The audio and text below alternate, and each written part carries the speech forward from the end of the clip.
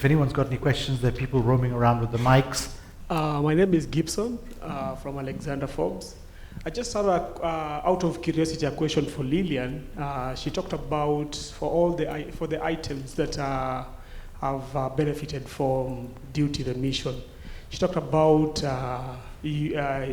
anybody or dealing with those items. Once they have been finished, they can be sold to any East African country, with the exception of Tanzania. So I was curious why that is so. Hi, my name is Kush from Sad Ceramics. With the recent introduction of the withholding tax, we just wanted to know the stance we're taking when paying KPLC. Sorry, which withholding tax? On VAT. Withholding VAT. Yeah, withholding VAT. The stance we're taking when paying KPLC. Increase in duty on imported vehicles below a certain CC rating. Does the movement from specific to ad valorem affect the Kenya shillings 200,000 duty increase? I think I might be able to answer that, Lillian, to give you a break. I think if I've understood the question right, last year we changed to a specific of 200,000 and 150 depending on age of the car. That is now out, and now what they're saying is whatever the value of the car is, 20% excise duty. So in fact, if you're buying a car over 750,000 shillings, then you're worse off. That's the bottom line. Yeah, just to add on that, in terms of the motor vehicles, the move from specific to ad valorem is just taking us back to where we were before. So the rate of duty, the excise duty that was there on motor vehicles was 20% of the excise value. So I presume that KRA will go back to the old way that they were taxing. So of course it's based on the CRSP. So if you have a Toyota, then you go and look at what is the CRSP that has been allocated by KRA, and then depreciate the car depending on the year of manufacture, and then of course work the import duty, and then excise duty will be what will be the value of the car after depreciation plus the import duty that is on that car. Then you charge 20% on that. So I presume that's where KRA is going back to the old way of taxation. So there's no really big change. Do you want to take the one about? Yes, the exception of Tanzania, that was only in respect of the raw sugar. So where Kenya has made a request to the EAC to try and use the local factories here to refine the raw sugar, then they've said that fair enough, you can do that, but that sugar should be supplied to the EAC countries, excluding Tanzania. So Tanzania, of course, is special in the EAC because there are very many things that Tanzania does not agree for, to come from the other partner states into Tanzania, and also taking into consideration that they are also in SADC and we are in COMESA.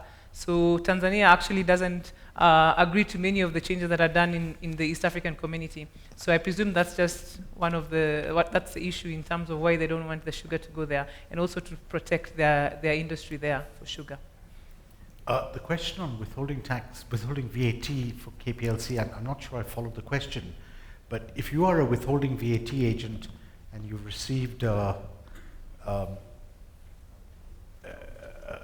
invoice from KPLC, you do need to withhold. But I guess the problem you're having is that shows up as you being in arrears, and then they come and chop you off. I don't know the answer to that, actually. That's something, perhaps we could just check that. I don't know. Yeah, sorry? You need to buy a generator. And then put diesel. We'll check on that and revert, because I'm not sure.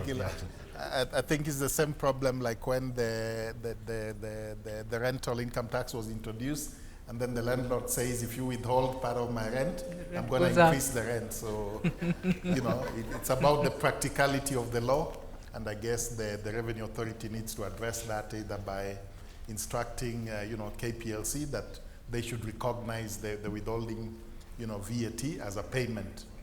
VAT exemption on LPG. The purpose for the exemption is, among other reasons, to reduce the cost of households and essentials, as well as for the illegal dealers. Would it not have been better if it was zero rated? Yes, absolutely. But the problem with zero rating from the government's point of view is that that means they get a refund of tax, which, as we know, is not quite working. So that's why it would. In fact, they're avoiding putting things into zero rating. They're happy to put them into exempt, but they don't want to put them into zero rating if possible.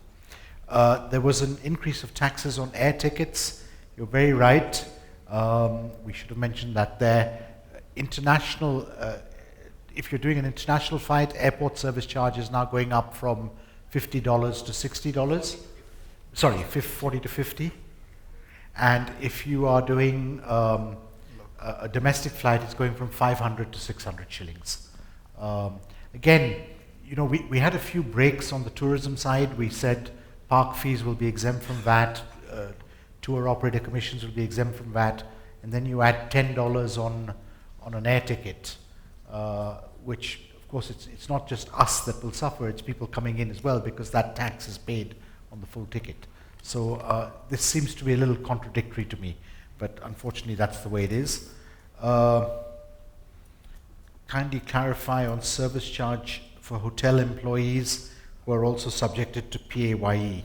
There was a chain on it, but I'm not sure what. Yes. Yeah.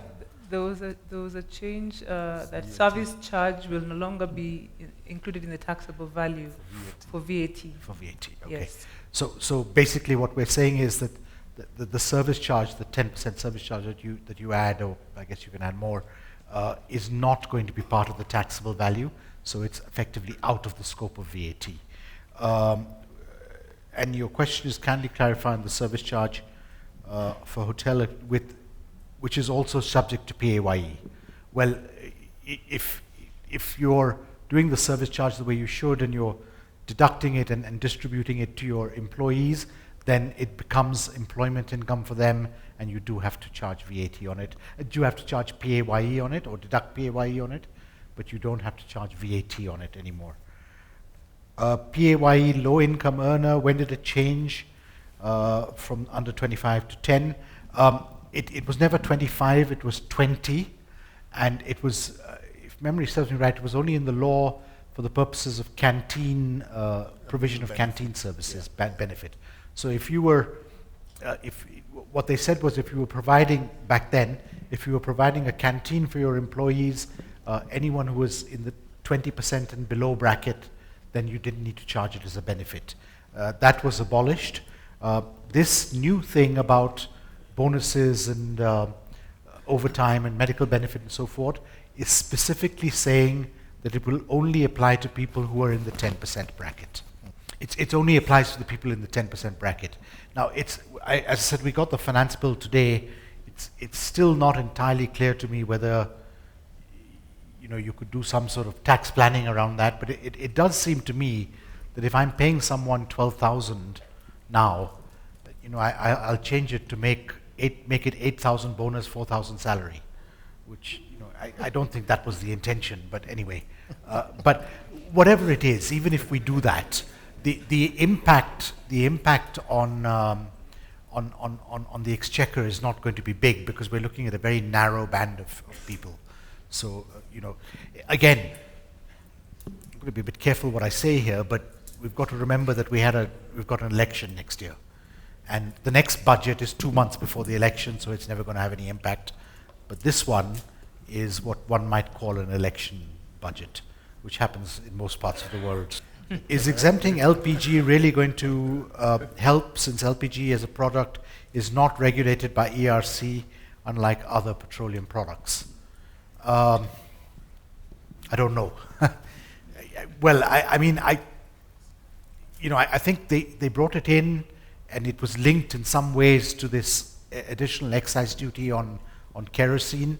But the reality is that the folks who relied on kerosene are not LPG users, because it's far too expensive for them. So yes, I mean, I think that there is a possibility that it's not going to completely help, but we've got to take it for what it is. So there it is. Then effective date of change of personal relief. that will all start 1st of January next year. So any changes to income tax rates, etc., that are announced on budget day and included in the finance bill will always take effect on the 1st of January unless they've got some specific reason not to. So that minute amount of tax that you'll save, you'll start saving it from the 1st of January, I'm afraid. Confirm the excise changes include motorcycles. Confirm the excise changes including motor vehicles and ad valorem rate is effective 9th June. Yes, it is effective 9th June. Whilst Lillian and Fred were presenting, I was just quickly leafing through the finance bill, and it was effective 9th June. And I got a little message on the social media because the same question was asked, and someone said, yes, I went to KRA today to clear my car and I had to pay more excise duty. So it's already in force, I'm afraid. That's quite common, by the way. Indirect tax measures invariably happen on budget day, so that they don't allow you time to do a bit of fudging and fiddling, as it were. Okay, I think this one's for you, Ali Khan. Ooh. The possibility of Trump winning will definitely change how the US does business. This might have a positive impact on the Kenyan economy once Trump adopts deports Obama back to his homeland. Many benefits will accrue. Not sure if that was a question or a comment. That sounds like a cunning plan. Get him deported.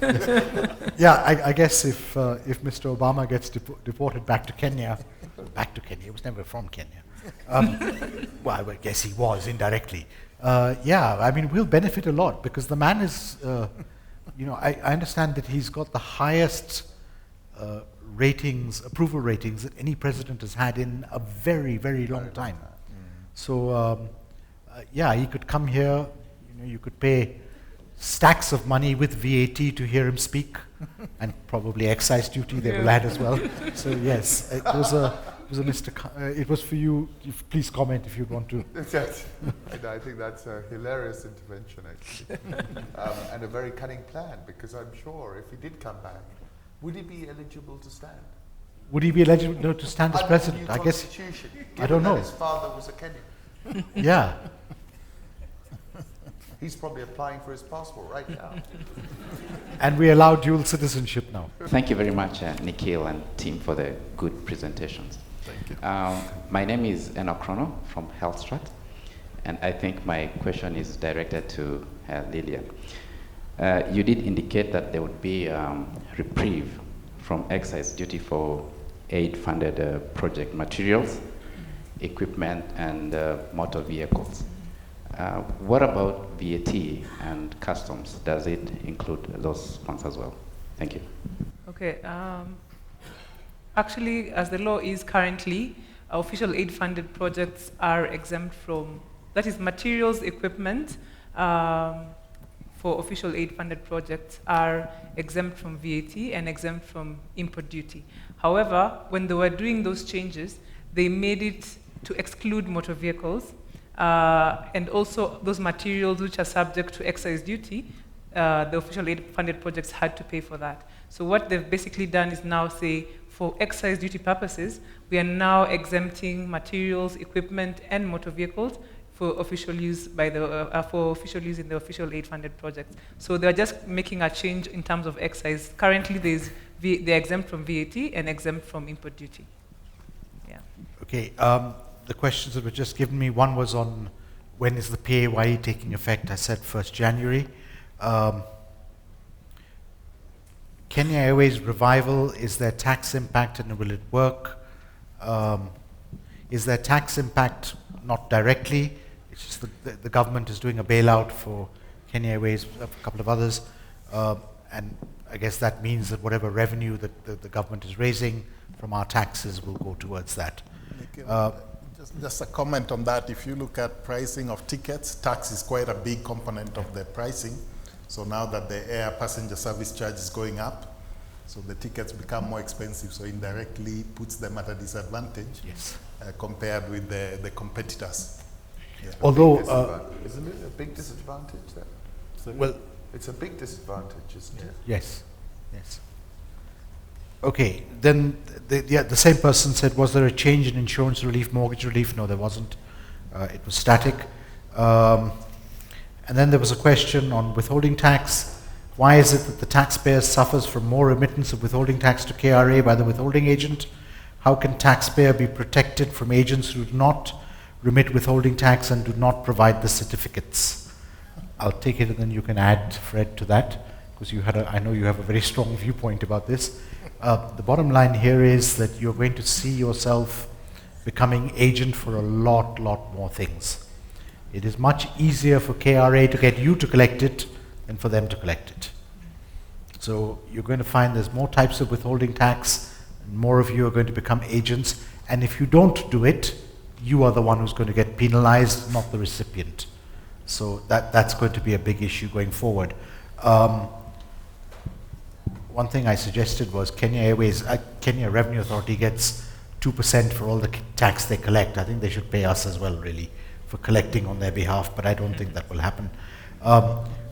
What happens when you don't remit the withholding tax? Well, don't forget, it is the payer's liability, not yours. So they'll go after the payer. And you don't provide the certificate. The good thing about the new iTax system is that you've got to do it on the iTax system, and that automatically generates a withholding tax certificate, and you get an email to say there's one there for you.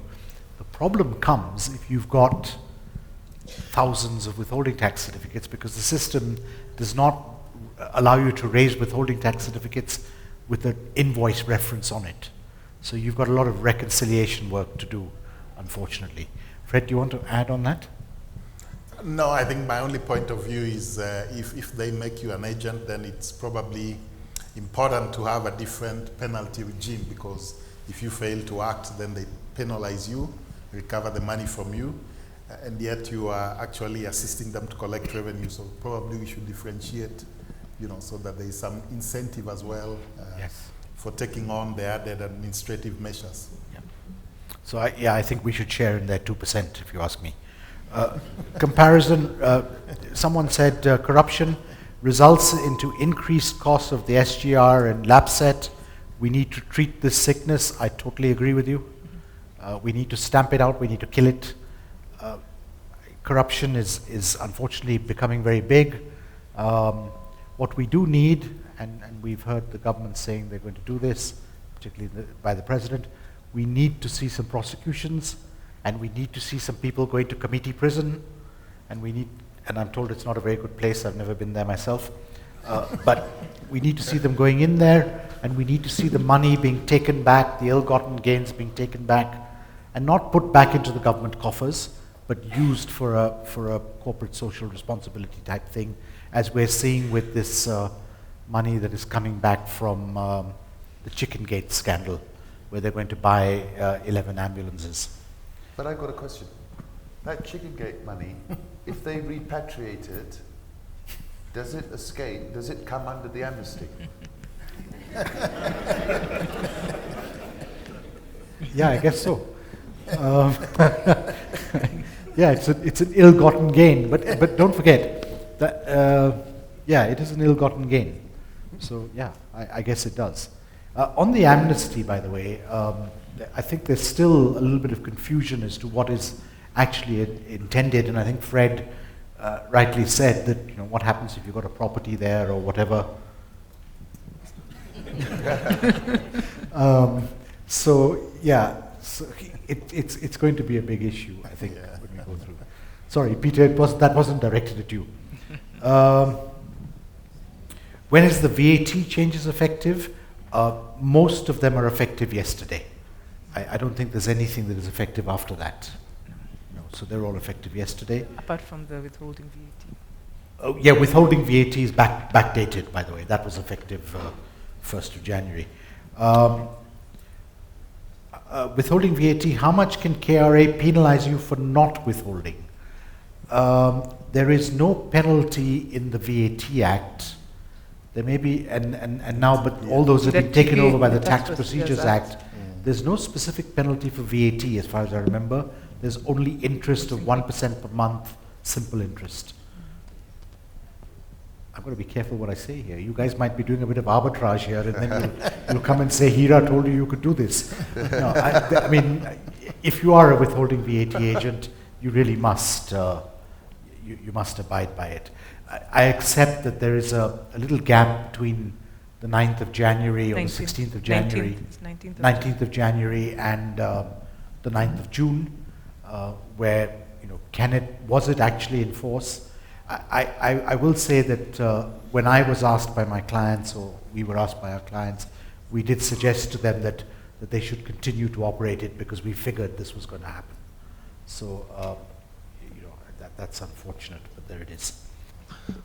My name is Joseph Kinuthia, and my question is directed to Fred. To Fred, in regard to settlement of insurance claims, has the bill defined the starting point? Because you realize at some point risk assessors were involved, loss assessors, so the process could be long. What is the starting point of the 30 days? Thank you. That's an interesting one, and we were actually debating it yesterday evening. We had another forum, and we couldn't quite see what has been defined. So that is something that is going to need maybe further action to really specify when do they start counting the 30 days, because it may be impractical, like you said, to have the assessors, go through the claim and verify it and do the adjustments and what have you, and pay within those 30 days. So that's something that calls for further action. So that's something, what we will be doing, by the way, and when you leave this evening, you'll be given what is known as a web key, which if you stick into your laptop, it doesn't have any virus or anything because it's just a key. And it'll direct you to our website where all the publications that we're doing around the budget will be. Because we got the finance bill this afternoon, our team is working on it over the weekend, so early next week we'll upload a more detailed analysis of the budget, including hopefully taking account of that question. Thank you to the panel. My name is Oliver from Louis Dreyfus. Two questions, one to Alikan. There's been growing concern on public debt. Could you basically just paint some color on what is the current percentage of public debt to the total GDP, and also what is more or less the average of tax income to the government, to the GDP, and when we benchmark Kenya economy or the economies in East Africa against other growing economies, are there reasons for investors to be worried? Okay. Second question, we've more or less seen the neighboring countries taking advantages of, say, mistakes by Kenya. A while back, Kenya used to be like the urban market for the landlocked countries. Sometimes back, KRA moved to shorten the period in which you have to clear goods coming into Kenya for onward export. Simultaneously, Uganda saw a gap. They actually, on the converse, increased their period of customs clearing of goods going into neighboring countries. I think it went to 6 months with an option of increasing it to 1 year. So effectively, traders who used to come into the Kenyan market to buy goods for re-export are now going to Uganda from DRC, Congo, South Sudan, Burundi, and say Rwanda. Tanzania, on the other side, I think with the new regime, they seem to be correcting their issues with policy issues. And since they seem to be getting their policy network right, probably that's the reason why the pipeline has gone to them. While in Kenya, it still not seems clear in matters of policy. For instance, one of the concerns raised was land policy in Kenya. Uganda were not very comfortable in issues involved in trying to, purchase land and get a gateway for the pipeline. Final question on withholding VAT. There was mention from the panel that withholding VAT, you can't claim it back if you are zero rated. So in a case where you are in a refund position, how do you get back the money? Okay. Well, go on, go. No, do you want me to go first? Yes, please. So you're quite right. Debt to GDP has been going up. We've borrowed a lot of money. The SGR, the Eurobonds, and obviously we're borrowing in the domestic market as well. Now, when you are borrowing, it's a simple rule. I remember Mrs. Thatcher saying the rule is, as simple at the household level as it is at the country level. Your investments that you're making with the money you're borrowing have got to produce a return that's going to pay back the debt. And I think that's the key challenge. So, I mean, we've got to consider whether those investments that we have made will pay back the debt. At the moment, we're around just above 50% debt to GDP. It's been going up. The trough was below 40% during President Kibaki, and it's been climbing since then. Two observations I would make. Fortunately, the capital markets are still open to Kenya. They're close to Ghana, Zambia, Mozambique, as I said, and a number of other countries who've had to call in Madame Lagarde of the IMF. Some of them have tried to avoid it, but they all have to make that call. So I think the cash is still available. It's more expensive than it was before. I think where the government is going to get very lucky is in the domestic requirement, because what has happened is the cash has consolidated in the tier 1 banks. This deposit flight to quality that's happened. People are not worried about the interest, they're worried about getting their principal back, which is a classic situation. So you've got all this build-up of liquidity in the big banks. What are they doing with it? They're putting it into T-bills and T-bonds. So you've got a very ready buyer of your securities. So I'm not so worried about the government's ability to borrow. I think we're not under stress yet. We have macroeconomic policymakers who are steeped in that culture of the IMF. They are aware of where the red lines are. I don't believe they're going to go over those red lines, in my opinion. Tax to GDP, I'm not sure, Nikhil. It's about 16%, I think, at the moment, 16 or 18. And where is the optimal rate, Nikhil? It is, I mean, I remember in the 90s, it used to be at about 22, 23. Yeah. But don't forget, our economy has also become a lot bigger. So, it's a mathematical calculation in a sense. But I think when you look at what we were saying for the single currency, the benchmark I think that was placed was 16%. And I think we're the only one of the three that are actually there right now. Yeah. On your question about withholding tax VAT refunds, I'm afraid I don't have an answer. It's a problem. And I think if you're in that situation, if you're in a refund as a result of withholding VAT, you need to ask the KRA to be exempt from that regime. We've tried, so far they haven't responded, so we just have to wait. Very quickly on the customs aspect, and then I'd like to wrap up.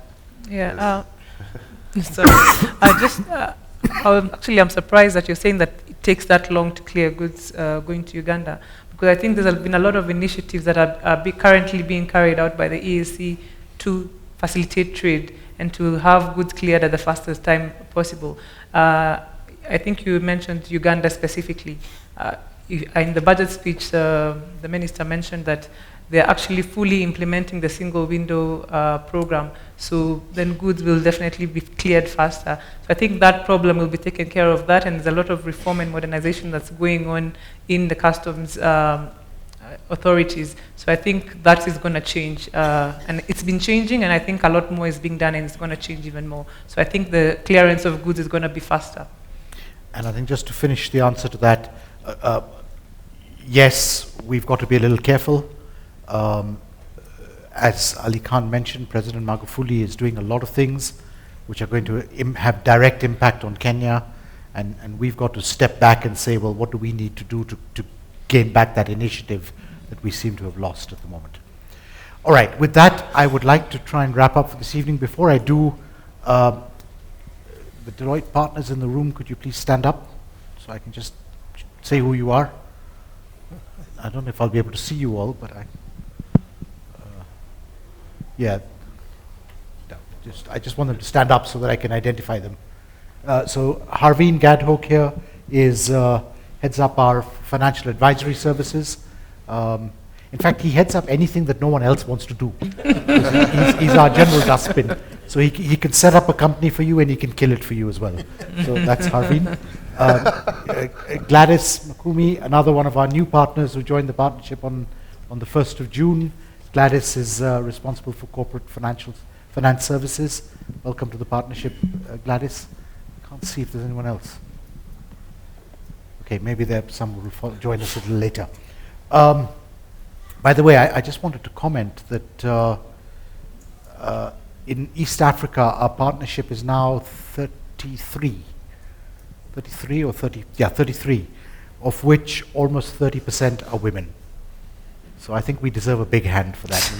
It was in our strategy for 2017, which we set in 2012, one of our stated aims was that by 2017, 30% of the partnership must be women, and we've actually achieved that, and we're very proud of it. And funny enough, in my tax department, I realized here in Kenya the other day that over 50% are women. So that's even better. So that's even better. It remains for me to say thank you to the panelists, Ali Khan, Fred, and Lillian, for finding the time. I know the discussion was great, and people enjoyed it, I think. If you did, give them a hand. Thank you. I'd also like to thank my tax team in Kenya, who spent a lot of time putting together this presentation, going through the speech, in the last hour looking at the finance bill to get us to where we were today, and to my clients and industries team who arranged the event and made sure that you all got here and sat down and had labels and what have you. To Homeboys for as usual giving us some great audiovisual, and to the hotel for accommodating us. It's actually, I find, becoming more and more difficult for me to find a venue for us to hold this, because these numbers seem to be getting bigger, and most of the hotels now can't cope with these big numbers, but we'll figure it out, we'll keep going. Ladies and gentlemen, the bar is now open. No VAT. Maybe a bit of excise duty, but no VAT. And we're having drinks at the poolside, and we'd be very happy if you could join us. And we look forward to more interactions with you. And if you've got any questions around the budget, please drop us some emails, and we'd be happy to have a discussion with you. Thank you very much for coming this evening.